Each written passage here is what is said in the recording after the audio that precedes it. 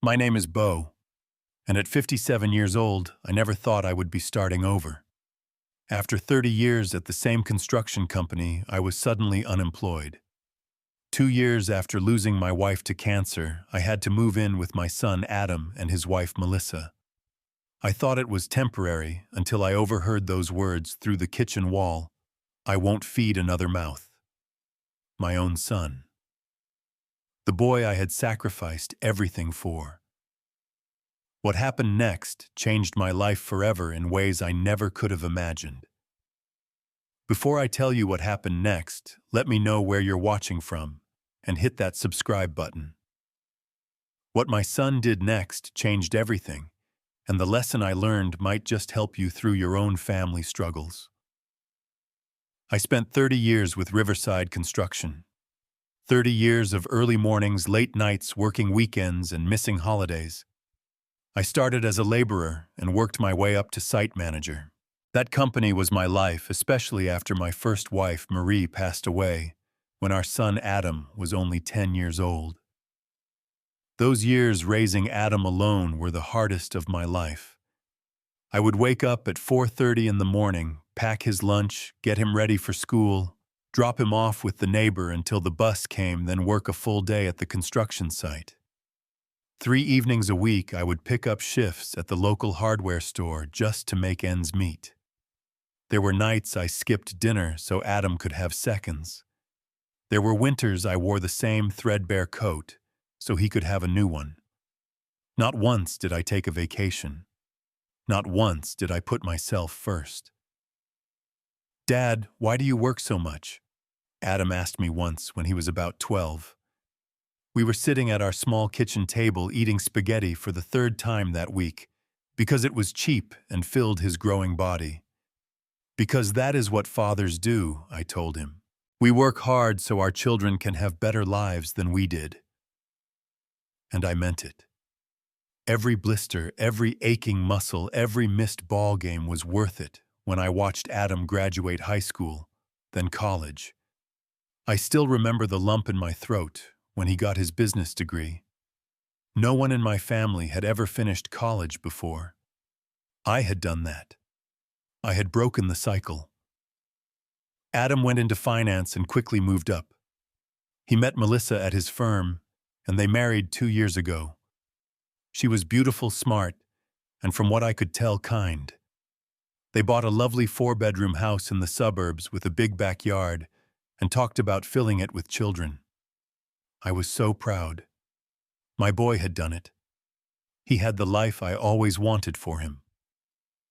Then 3 months ago, Riverside Construction closed its doors. After 30 years, they called us all into the warehouse and told us they were bankrupt. No severance, no warning. Just a final paycheck and a thank you for your service. At 57, I suddenly found myself unemployed for the first time since I was 16 years old. I had some savings, but not enough. The economy had hit my retirement fund hard, and the medical bills from my second wife, Catherine's cancer treatments, had drained what was left. Catherine had passed 2 years ago, and I had been living alone in our small rental ever since. When I told Adam about losing my job, he immediately offered me their spare bedroom. "Dad, you helped me my whole life," he set his arm around Melissa. "Let us help you now.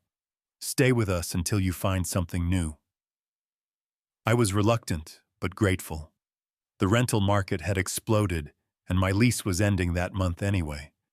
It seemed like the perfect temporary solution. The first few weeks were fine. I kept to myself, helped with dishes, took out the trash, and spent my days applying for jobs.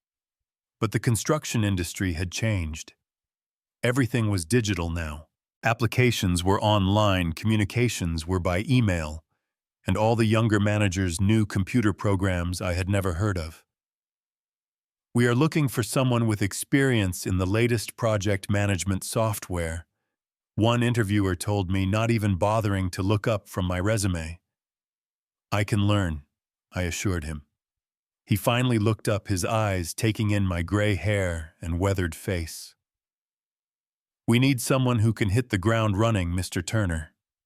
Perhaps something less technical would suit you better. That was the polite rejection. Others were more blunt. Frankly, Mr. Turner, we need someone who can handle the physical demands of the job, said another. I have been working construction since before you were born, I told him. I can outwork men half my age. He smiled in that way people do when they do not believe you, but are too polite to say so. After the 5th rejection, I started applying for anything. Retail jobs, warehouse positions, even janitorial work, but no one was calling back. My savings were dwindling, and I was becoming increasingly aware of the tension in Adam and Melissa's house. I would enter rooms and conversations would stop abruptly. I would offer to help with dinner and be politely but firmly directed to sit down. I started noticing Melissa's tight smile when I mentioned still looking for work, and Adam's growing impatience when I talked about the job market. I tried harder. I woke up earlier so they would not have to see me in the morning. I ate less at dinner. I spent hours at the local library just to give them space, but it was not enough. I could feel it in the air, in the quiet conversations, behind closed doors, in the growing silences at the dinner table. Then came that night, 3 months after I had moved in. I was cooking dinner as a thank you for their hospitality. Beef stew, Adam's favorite since childhood. I was stirring the pot when I heard them in the living room, voices rising. How much longer, Adam? It has been 3 months, Melissa said, her voice strained. What am I supposed to do? He is my father, Adam replied. I know that, but we cannot keep doing this. We have our own lives, our own plans. You think I do not know that? You think I want him here? My hand stilled on the spoon. The stew bubbled unattended. I won't feed another mouth indefinitely. Adam said, his voice hard in a way I had never heard before. He needs to figure something out. Maybe we could help him find something, Melissa suggested, her tone softer. Even if it is not what he wants. Even if it is not ideal. Just something to get him on his feet and out of our house. Fine. I will talk to Jason about the warehouse. They always need people. I quietly turned back to the stew, my hands shaking slightly. I had not meant to eavesdrop, but now the words were burned into my mind.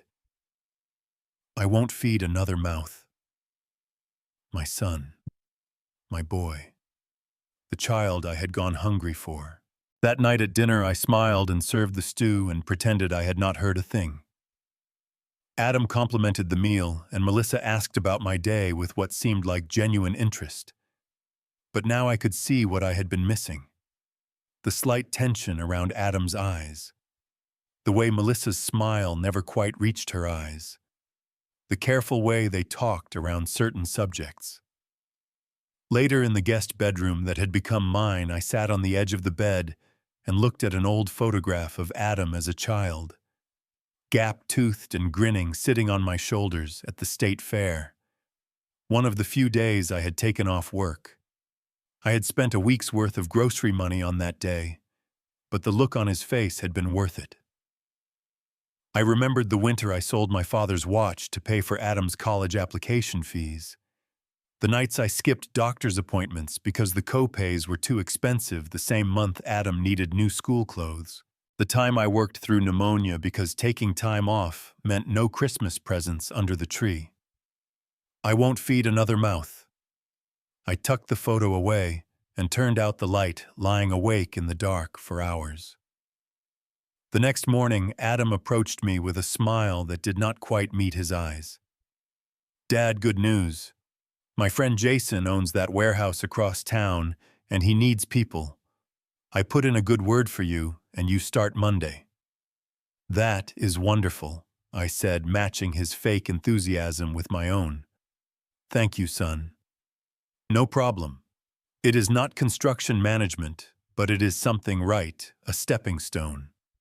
Absolutely, I agreed, wondering if he could see through my performance. A stepping stone.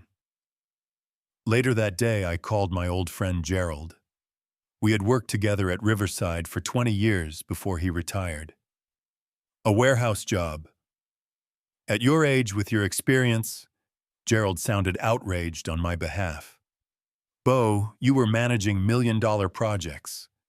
I know, but beggars cannot be choosers, and it gets Adam and Melissa off my back. Gerald was quiet for a moment. How are things over there, really? I hesitated, the words, "I won't feed another mouth," echoing in my mind. That bad, huh? Gerald said, reading my silence. Listen, Bo, I hate to say this about your boy, but Adam always had a mean streak. Remember how he treated you when he was in college, all high and mighty with his new educated friends? I did remember. The phase where Adam was embarrassed by my work boots and calloused hands. The Christmas he brought home classmates and introduced me as my dad, he works construction, with that slight tone. He grew out of that, I said defensively. Did he? Or did he just get better at hiding it? Gerald sighed. Just be careful, Bo. And remember, you have options. My sister's rental might be opening up soon. I thanked him, but knew I could not afford any rental on the market right now. The warehouse job was my only option. Monday morning came and I reported to the address Adam had given me. The warehouse was huge, impersonal, and smelled of cardboard and forklift exhaust. I was directed to a small office where a man with a perpetual frown introduced himself as Frank, the floor supervisor. You must be Adam's dad, he said, looking me up and down with obvious skepticism. Bo Turner, I corrected, extending my hand. I did not want special treatment as Adam's dad. Frank's handshake was brief and limp. Right. Well, we will start you in receiving. Unloading trucks, sorting packages, basic stuff. I nodded, though receiving was the most physically demanding area of any warehouse. I am a quick learner. I managed construction sites for 20 years. Frank's expression did not change. This is not a construction site, Mr. Turner. Here you follow instructions and meet quotas. Simple as that. The day was grueling. 8 hours of lifting, sorting, and moving at a pace that would challenge men in their 20s. By lunch, my back was screaming. By the end of the shift, my hands were blistered despite the work gloves and every muscle ached. But I did not complain. I could not afford to. As I was leaving, I overheard two younger workers talking by the time clock. That is the old guy Adam Turner sent over, one said. Yeah, I heard he told Jason to start him at the bottom. Minimum wage, hardest position. Cold man. That is his dad.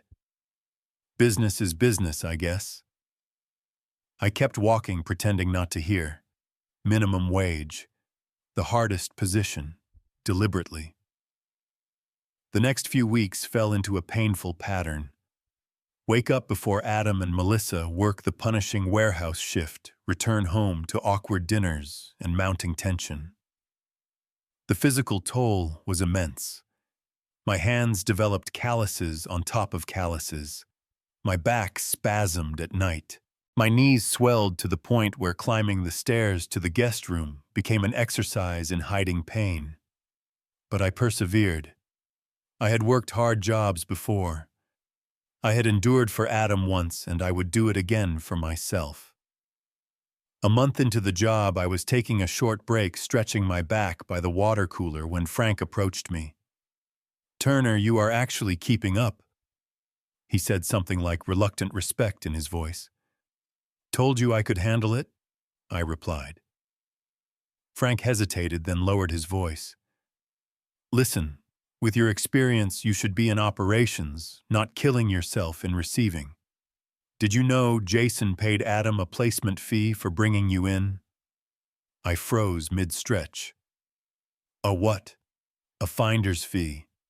Pretty standard for executive referrals, but not for warehouse grunts. Frank looked uncomfortable. I probably should not be telling you this. The revelation sat heavy in my chest all day. Adam had not only found me the lowest position possible, but had profited from my desperation. That evening, I noticed a new tension at home. Adam kept bringing up the electric bill, the water usage, the grocery expenses. Everything is so expensive these days, he said pointedly during dinner. It certainly is. I agreed, watching him carefully. Melissa and I were looking at our budget, Adam continued. We need to start setting aside more for the future. Melissa looked uncomfortable but said nothing. 2 days later, I checked my bank account to find a significant withdrawal. When I questioned Adam about it, he produced a handwritten list of expenses I had supposedly agreed to cover. We talked about this, Dad, he said smoothly. Rent, utilities, food. We had never discussed any such arrangement, but arguing would only make my position more precarious. I nodded and retreated to my room, the reality of my situation becoming clearer. My own son was not just pushing me out. He was extracting whatever value he could from me before I left. The final blow came when Adam announced they were hosting a business dinner for his colleagues. We will need you to stay in your room that night, Dad, he said casually over breakfast. These are important clients. The implication was clear. I was an embarrassment. A warehouse worker with calloused hands and a weathered face did not fit into Adam's polished world. Of course, I said, smiling through the hurt. No problem at all. The night of the dinner, I stayed upstairs as instructed. But needing a glass of water, I ventured down during what I thought was a lull in the conversation. As I passed the guest bathroom, I overheard Melissa and another woman talking inside. The nursery will be gorgeous, the woman was saying. When are you due again? 6 months, Melissa replied. We are converting the guest room as soon as possible. My guest room, the room I was currently occupying. And Melissa was pregnant. They had not even told me I was going to be a grandfather. I returned to my room without the water, lying awake all night with the pieces falling into place. The rushed job placement, the sudden financial demands, the increasing coldness. They were not just tired of supporting me. They needed me gone to make room for their baby. The next morning, I said nothing about what I had overheard. But a week later, when I finally worked up the courage to ask about future plans, everything exploded. Actually, Dad, we need to talk about that, Adam said, when I tentatively brought up the subject of my living arrangements over dinner. Melissa and I have been thinking. Melissa suddenly became very interested in her plate, pushing food around with her fork. We need you to find your own place by next month. Adam continued, his voice businesslike, as if discussing a contract with a client. We have been more than generous, but it is time. Next month, I repeated, though I had been expecting something like this. That is very soon. It has been 6 months, Dad. Adam's voice hardened. Most people would not have let you stay this long. Most people. Not most sons. Most people. I understand it is not ideal, I said carefully. But the warehouse salary barely covers essentials. The rental market is impossible right now. Maybe a few more months to save up. We cannot do a few more months. Adam snapped, his facade cracking. Melissa is pregnant. We need the room. Melissa looked up, startled. Adam, I thought we were going to tell him together properly. Well, now he knows, Adam said dismissively. Congratulations, I said automatically, though the news was not a surprise after what I had overheard. That is wonderful news. Why did you not tell me sooner? We have been planning to, Melissa said, looking genuinely regretful. But things have been so tense and we need to focus on our growing family, Adam cut in. Not on supporting you indefinitely. The word stung. Indefinitely. As if I had been a burden my entire life rather than the person who had sacrificed everything to give him the life he now enjoyed. I see, I said quietly. And when were you planning to tell me about charging rent or accessing my bank account? Adam's eyes narrowed. We have been providing you with food and shelter. Did you think that was free at your age? You should have had savings a plan. It is not our fault you were financially irresponsible. The injustice of his words hit me like a physical blow. Financially irresponsible. The man who had never taken a vacation, who had worked 2 jobs, who had paid for his college education. Adam, Melissa said, looking shocked. That is not fair. What is not fair is having to support my father at his age, Adam said, his voice rising. Do you know how it looks to my colleagues, my father, the warehouse worker, the man who could not plan for his own retirement? I spent my retirement on your education, I said, my voice barely above a whisper. And what was left went to Catherine's cancer treatments. And that is my fault. Your choices are my responsibility now. Adam stood up, towering over the dinner table. You have always been like this, Dad. Always the victim. Poor Beau working so hard. Poor Beau sacrificing everything. Well, I did not ask for those sacrifices. Adam. Melissa looked horrified. No, he needs to hear this. Adam continued, years of hidden resentment pouring out. I have built something for myself, for us, for our child. I will not let you drag us down because you failed to plan for your future. I sat still, absorbing each word like a blow. In that moment, I saw my son clearly for perhaps the first time in his adult life. The entitlement, the coldness, the complete lack of empathy or gratitude. You know, Adam said, his voice calmer but somehow more cutting, there are facilities for people like you. Senior living communities. Maybe that would be better than trying to keep up with a job you are clearly too old for. Too old. Facilities. People like you. Each phrase carved another piece from my heart. I think that is enough, I finally said, standing up as straight as my aching back would allow. I will be out by the end of the month. I walked upstairs to my room, closed the door, and for the first time since Catherine died, I wept. Not just for the cruel words or the rejection, but for the death of an illusion. The illusion that the boy I had raised, had sacrificed for, had loved unconditionally, would return even a fraction of that love when I needed it most. The next day at the warehouse, the weight of my situation crashed down on me. Where would I go? How would I survive on minimum wage? At 57 with no savings and a physically demanding job, I could barely handle what future did I have. During lunch break, I sat alone staring at my sandwich without appetite. Frank, the supervisor, who had been slowly warming to me over the past months, sat down across from me. You look like hell, Turner, he said bluntly. I tried to smile. Rough night. Family troubles. Something in his tone made me look up. He knew something. Your son called Jason this morning, Frank continued. Wanted to know how you were performing, whether you were likely to last in the position. And what did Jason say? That you were doing surprisingly well for someone they expected to quit within a week. The words hung between us. Expected to quit. It had been deliberate after all. Adam pressured Jason to hire you, Frank said, confirming my suspicions.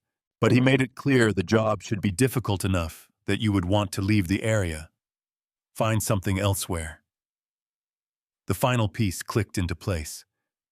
Adam had not just wanted me out of his house. He had wanted me out of his life, out of sight. A problem solved. Jason never wanted to hire you, Frank continued. No offense, but you are overqualified for grunt work and underqualified for their technical positions. But Adam is a big client of the shipping department. So here you are. Here I am, I echoed, feeling hollow.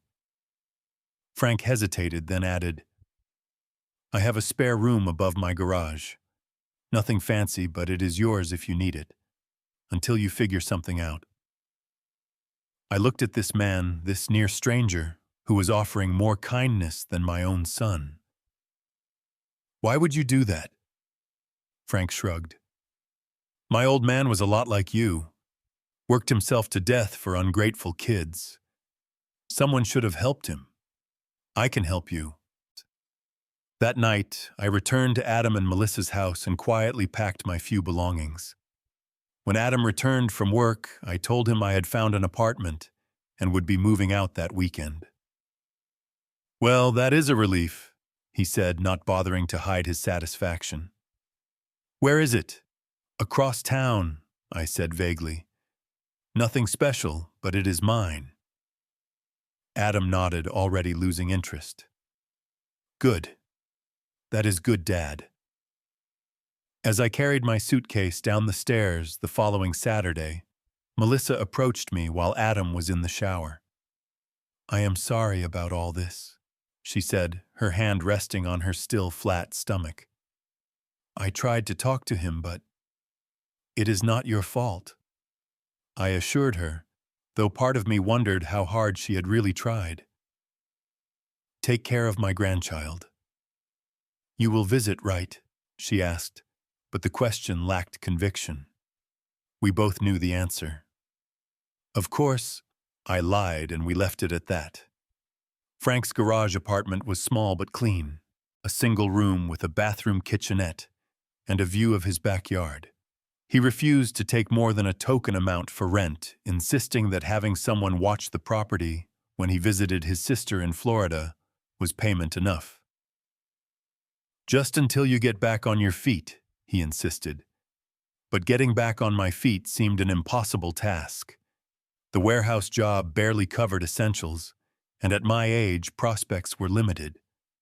Or so I thought.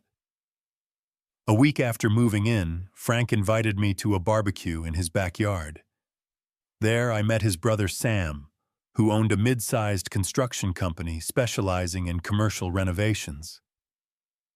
Frank tells me you managed sites for Riverside, Sam said as he flipped burgers on the grill. 30 years, I confirmed. Started as a laborer, worked my way up. Riverside had a good reputation, Sam said thoughtfully. Solid work on schedule, good safety record. That was partly my doing, I said, allowing myself a moment of pride. I ran a tight ship. Sam nodded, seemed about to say something else, then changed the subject. But the next day, Frank approached me as I was leaving for my warehouse shift. Sam wants to meet with you, professionally. What for? Just go, Frank urged. Tomorrow at 10. Here is the address. The address turned out to be a construction site for a new office building. Sam was waiting in the site trailer, blueprints spread across a folding table. Bo, he greeted me. Thanks for coming. Frank was insistent, I said. But I am not sure why I am here. Sam gestured to the chair across from him. I have a problem. My project manager quit yesterday. Family emergency, moving out of state. I have a crew of 22 tight deadlines and no one to run this site. I looked at the blueprints, automatically noting potential issues with the electrical layout. And Frank says you know your stuff. 30 years at Riverside is nothing to sneeze at. I do not know your systems, I pointed out. Your software. Software can be learned. Sam waved a hand dismissively. Good judgment and experience cannot. I need someone who can manage people, spot problems before they become disasters, and keep things moving. Can you do that? Yes, I said without hesitation. But why would you take a chance on me? Sam leaned back in his chair. Because good people are hard to find. And because Frank vouches for you. And because I need someone yesterday. We discussed salary, hours, responsibilities. The pay was nearly triple what I was making at the warehouse. There was health insurance, paid vacation, and even a retirement contribution. When can you start? Sam asked. I need to give notice at the warehouse. Sam raised an eyebrow. The warehouse owned by Adam's friend, the one who hired you as a favor and stuck you in receiving at minimum wage. That warehouse. So he knew. Frank must have told him everything. 2 weeks' notice is standard, I insisted. I might be angry at the situation, but I still had my professional pride. 1 week, Sam countered, and that is me being generous. I agreed to 1 week, and for that week I continued at the warehouse saying nothing about my new position. I continued to live in Frank's garage apartment, saving every penny.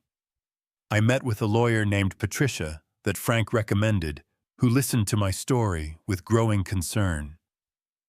Your son had no right to access your bank account without permission, she told me. That is financial abuse, plain and simple. I do not want to take legal action against my own son, I said. Understandable. But we should document everything just in case, and I would recommend closing that account immediately. I followed her advice, opening a new account at a different bank. I began documenting every interaction with Adam, every financial transaction, every relevant conversation. Not for a lawsuit, but for my own protection. During this time, Adam called exactly once to ask if I had settled in. The conversation was brief and superficial. He did not ask for my address. He did not suggest visiting. He had successfully removed the problem from his life, and that was that. 3 months passed in this way. I learned Sam's systems quickly, earning the respect of the crew through hard work and fair treatment. The physical demands were less than the warehouse, but I still returned to Frank's apartment exhausted most days. Good exhaustion, though. Purposeful tiredness. Frank and I developed a friendship based on shared experiences and mutual respect. We would often sit in his backyard in the evenings, drinking beer and trading stories. Have you told Adam about the new job? Frank asked one such evening. No, I admitted. He has not asked. You should, Frank said. Not for his sake, for yours. Closure. Maybe Frank was right. But I was not ready. The wound was still too fresh, the betrayal too raw. Then one evening my phone rang. It was Melissa calling for the first time since I had left. Bo, can we talk? Her voice was tense, worried. I agreed to meet her at a coffee shop the next day. She looked tired when she arrived, the first signs of her pregnancy beginning to show. She ordered herbal tea and fidgeted with the napkin. Adam does not know I am meeting you, she began. He would be furious. Why are you here then? I asked gently. Because I am worried. About Adam. About us. She took a deep breath. Things are not good, Bo. Financially, I mean. Adam has been making bad investments, taking risks. We are in debt. I am sorry to hear that, I said carefully, but I am not sure how I can help. You cannot. That is not why I am telling you. She looked up, her eyes glistening. I am telling you because I want you to understand. Adam was cruel to you, unforgivably cruel, but he is also desperate, scared. That does not excuse his behavior, I said. No, it does not, she agreed quickly. Nothing excuses it. But I thought you should know and… She hesitated. And I wanted to apologize. For my part in it. For not standing up more forcefully. I reached across the table and patted her hand. You are in a difficult position. He is not a bad person, she said, though her tone lacked conviction. He is just lost right now, making bad decisions. Like pushing his father out of his life, I could not help asking. She had no answer for that. Before we parted, she hesitated again. We are having a small dinner party next week, a last gathering before the baby comes. Adam's business associate and his wife, my sister, and her husband. Would you come? It would mean a lot to me. Against my better judgment, I agreed. Perhaps it was time for that closure Frank had mentioned.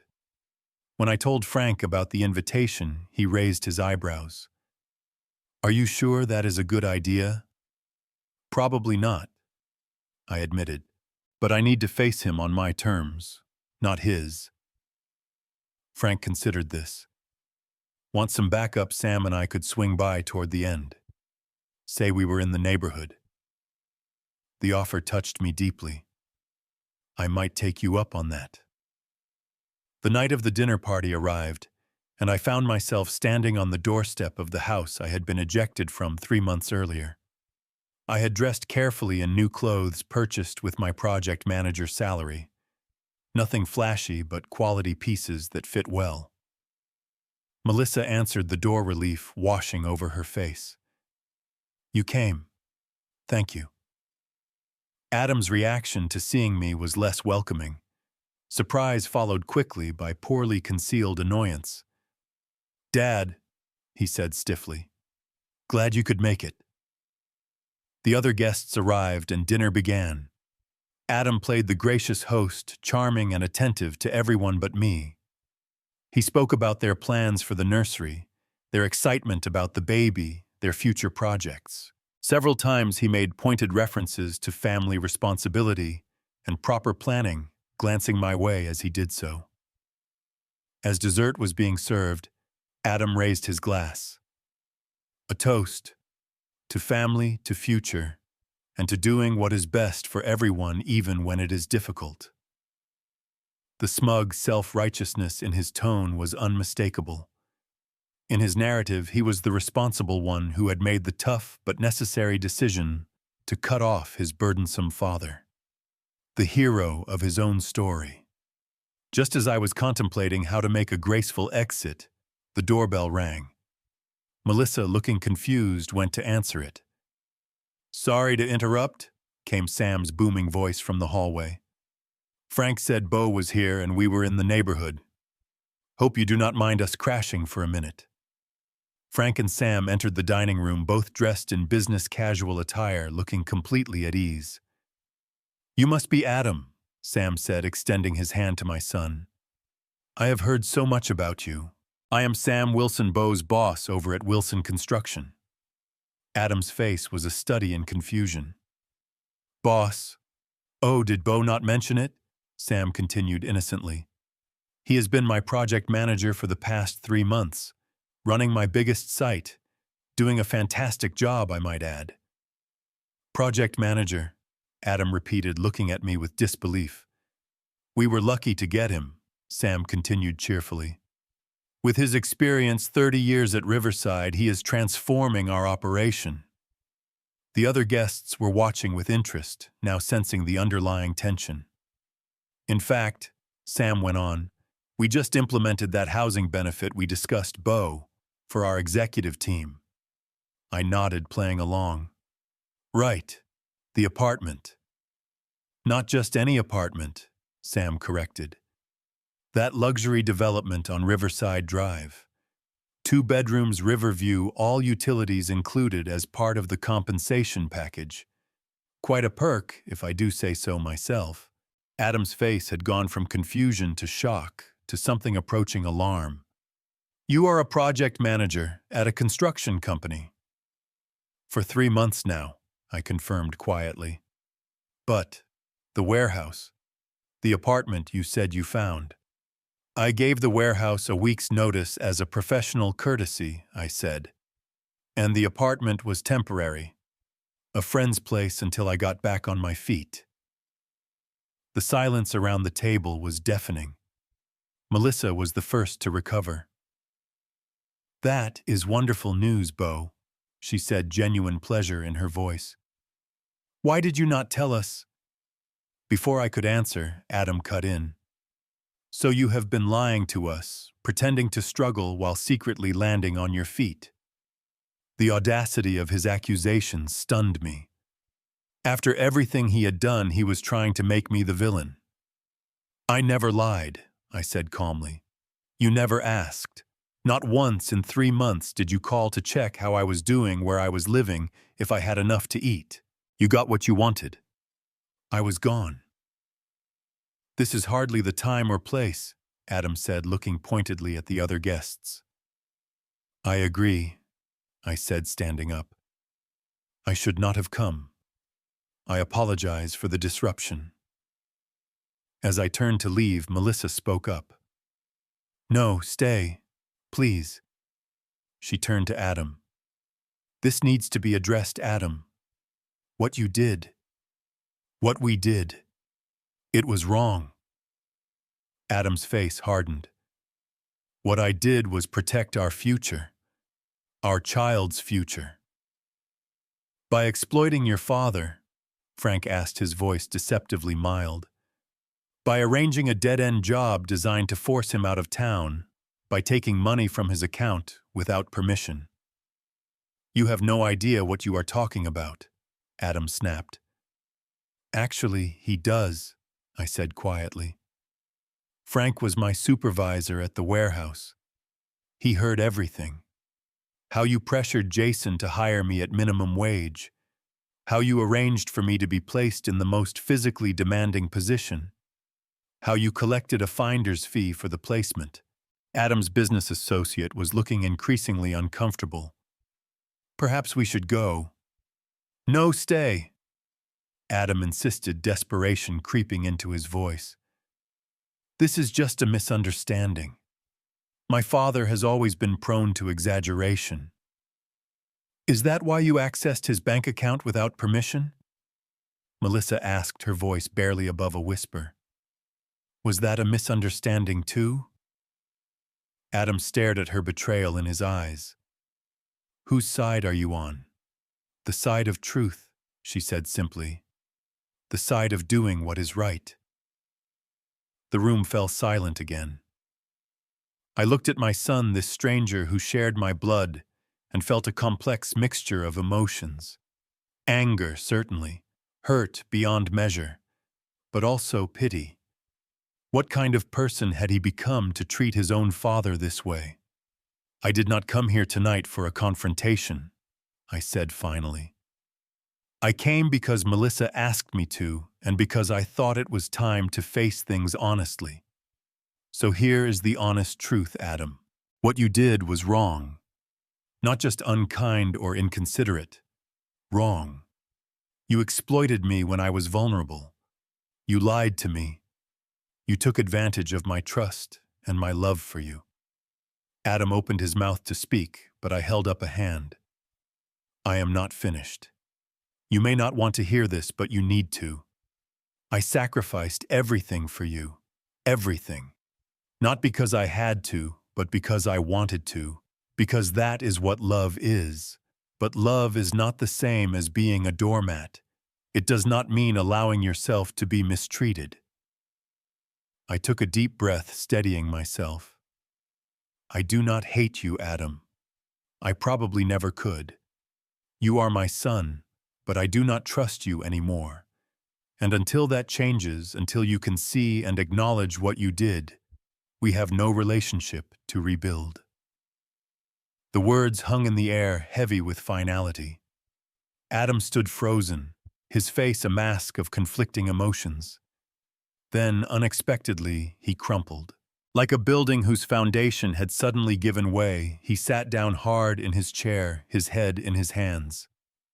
Everything is falling apart, he said, his voice muffled. The investments, the debts. I was desperate. I thought, you thought using me would solve your problems. I finished for him. He looked up, his eyes red-rimmed. I did not mean for it to go so far. It just spiraled. Intent does not erase impact, I said quietly. The damage is done. Melissa moved to stand beside me.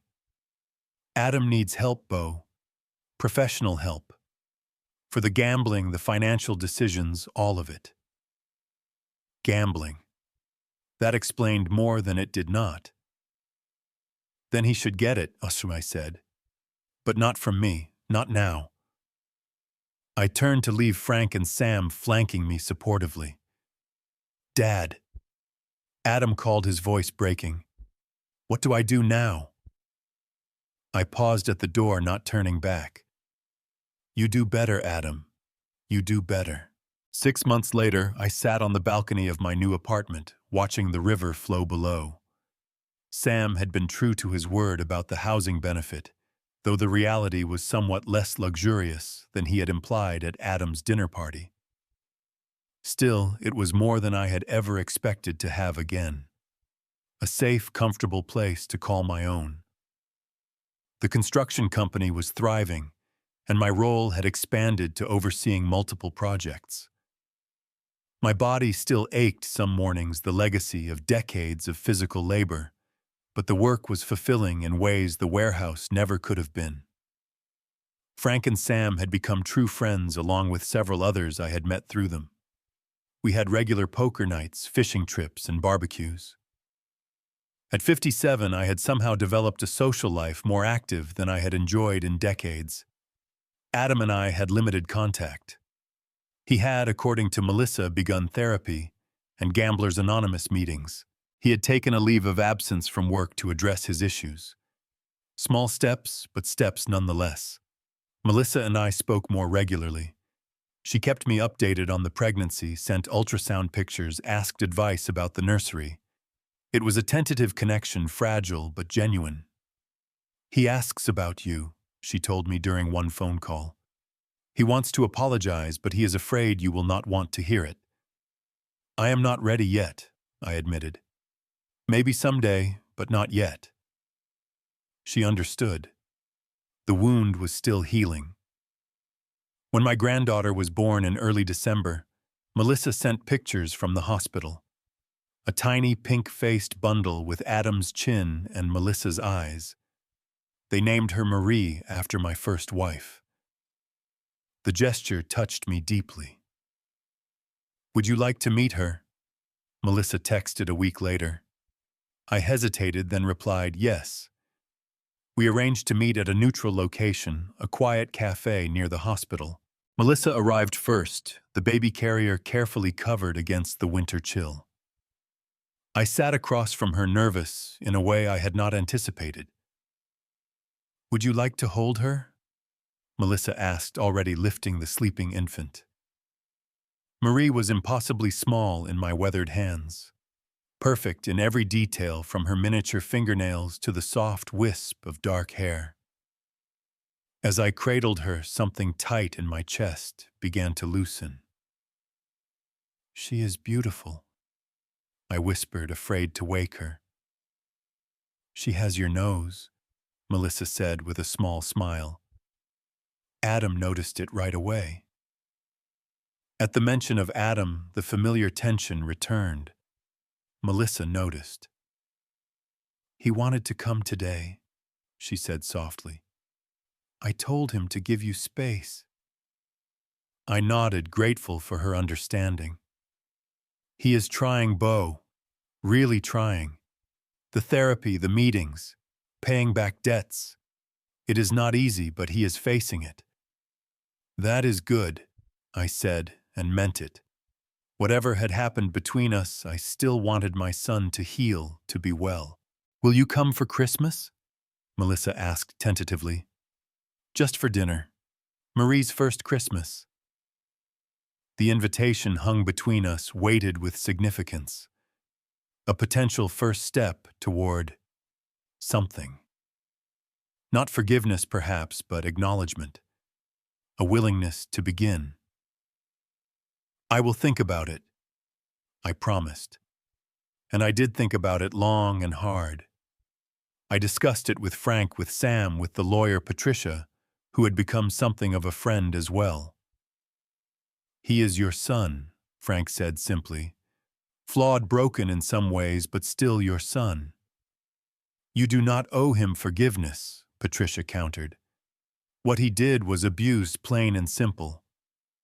Maybe it is not about forgiveness yet, Sam suggested. Maybe it is just about being in the same room, starting somewhere. In the end, I accepted the invitation. Christmas dinner, 2 hours, no expectations. The day arrived cold and clear. I brought gifts. A handmade wooden rocking horse for Marie that Sam had helped me craft. Gift cards for Adam and Melissa, impersonal but polite. Adam answered the door looking thinner than I remembered shadows under his eyes. Dad, he said, the word catching in his throat. Thank you for coming. The dinner was awkward at first. Careful small talk, delicate navigation around sensitive topics. Marie, sleeping peacefully in her bassinet, provided safe conversation ground. After dinner, while Melissa was changing Marie, Adam and I found ourselves alone in the living room. I have been seeing someone, he said abruptly. A therapist, Dr. Hendricks. Melissa mentioned that, I said. That is good. He is helping me understand things about myself, why I did what I did. Adam stared at his hands. It is not an excuse, there is no excuse, but I need you to know I am trying to be better. I hope that is true, I said carefully. I was so afraid of becoming you. Adam continued the words, seemingly painful to voice, of struggling, of living paycheck to paycheck. I built this whole life to prove I was different, better. And then when you needed help, it felt like you were dragging me back to that place I had worked so hard to escape from. I listened, really listened to what he was saying. The fear beneath the cruelty, the insecurity masked as superiority. I was never ashamed of my life, I said finally, of providing for you, of working with my hands. It was honest work. I know that now. Adam said, his voice barely audible.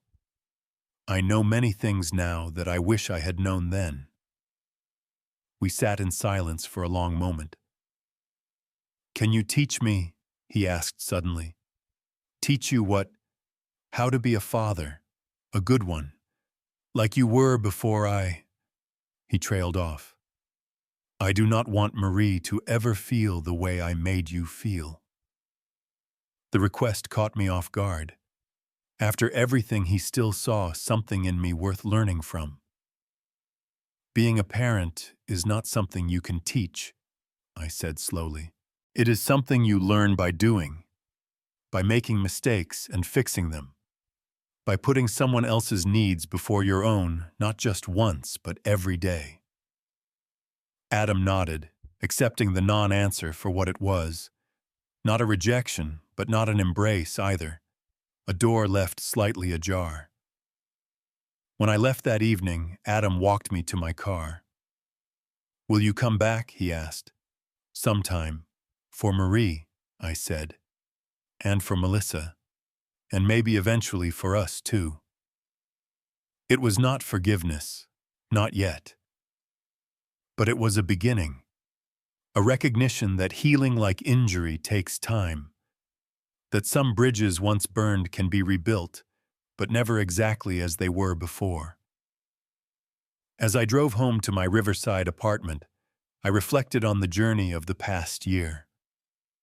From construction manager to unemployed, from father to outcast, from warehouse worker to project manager again, from despair to dignity. The wounds were still there. They might always be there in some form, but they were no longer raw, no longer bleeding. They were healing slowly, but surely into scars, marks of survival, badges of resilience. I thought of Marie, of the chance to be part of her life, of the opportunity to break cycles, to show her a different way of being family. Not perfect, but present. Not flawless, but faithful. And I thought of myself, of the man I had become through this trial by fire, stronger in the broken places, wiser for the pain, more compassionate for having known its lack. "I won't feed another mouth," my son had said, words that had broken my heart. But in their breaking, they had created space for something new to grow. Self-reliance, self-respect, community, purpose. Sometimes the greatest wounds become our greatest teachers. Sometimes the deepest betrayals lead us to our truest selves. This story does not have a perfect ending. Life rarely does. Adam and I have a long road ahead, with no guarantee of where it leads. But I walk it now with my head held high, no longer defined by his rejection, but by my own resilience. Have you ever experienced a betrayal that ultimately led to something better? Something that seemed like the end of your world, but became the beginning of a new one. Share your story in the comments below. And if this journey resonated with you, please like, subscribe, and share with someone who might need to hear that sometimes our darkest moments can lead to unexpected light. Thank you for listening, and remember, your worth is never determined by how others treat you, but by how you choose to rise above it.